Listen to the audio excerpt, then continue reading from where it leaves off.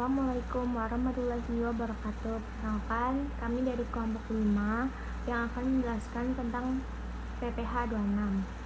Yang pertama, apa sih PPh 26 itu? PPh ini merupakan pajak atas penghasilan yang diterima pihak luar negeri dari sumber di Indonesia.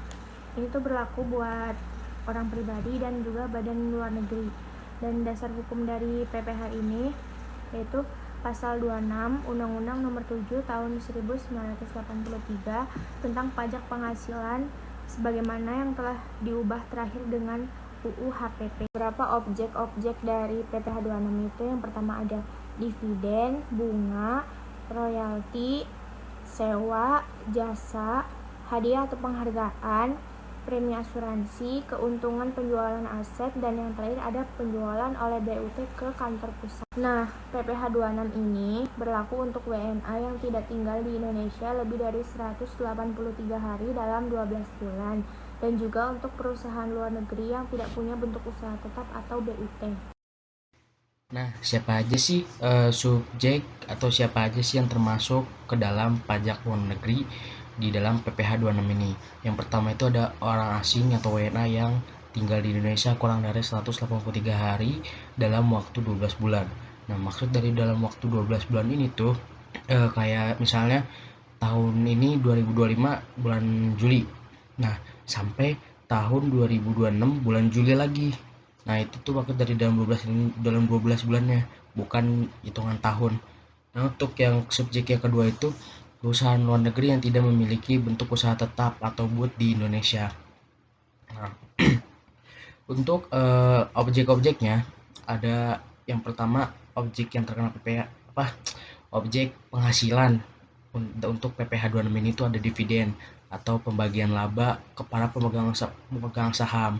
Lalu yang kedua ada bunga, ada royalti, sewa, terus juga jasa kayak konstruksi, teknik, terus juga manajemen, terus juga ada hadiah atau penghargaan, terus premi asuransi, keuntungan penjualan aset, penjualan oleh BUT ke kantor pusat.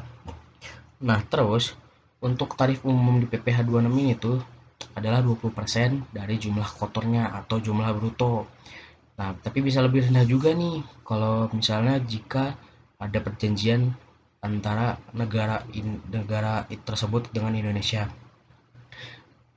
atau disebut P3B, perjanjian penghindaran pajak perganda. Nah, untuk ada juga cara lain untuk menghindari itu juga dengan cara jasa luar negeri atau memakai perakiraan penghasilan neto bukan bruto. Oleh karena itu, yang bisa menggugurkan PPh 26 ini salah satunya ya kalau jadi warga Indonesia. Karena PPh 26 ini kayak PPh 21-nya tapi untuk orang luar negeri.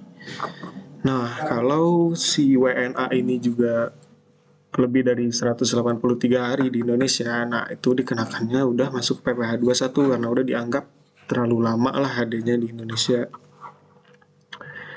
Lalu juga kalau ada BUT, BUT itu kayak hierarkinya berada di atas daripada si PPh 26 ini. Jadi kalau sebuah negara punya kerjasama perpajakan sama Indonesia, nah tersebutnya BUT,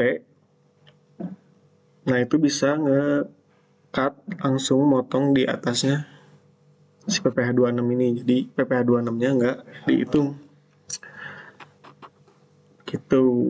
Terus juga yang tidak dikenakan pajak kalau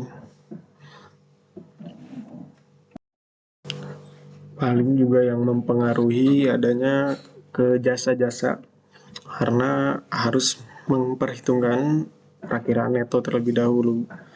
Nah, itu bisa merubah persentase yang dibayarkan untuk PPh 26-nya. Paling segitu, Pak. Sekian dari kelompok kami. Assalamualaikum warahmatullahi wabarakatuh.